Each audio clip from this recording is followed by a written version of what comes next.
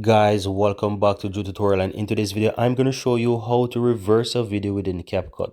So you want to go ahead and open up your CapCut application there and click on a new project, and I'm going to go ahead and find a video that I can use to reverse. So let's say I'm going to select this video here. It's basically a video with me and my wife here. We're on a vacation. Now, once you're inside the CapCut, all you need to do, you need to tap on the video and go ahead and ensure that you swipe across.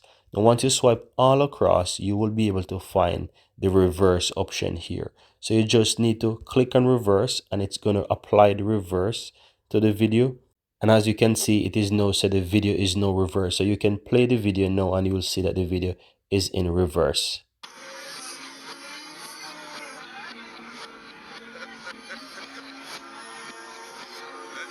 Perfect. Yes, and that's how you do it, guys. Now, if you would like to remove the reverse from the video, you can go ahead and click the reverse again, and you see that the reverse is now canceled. So if you play it,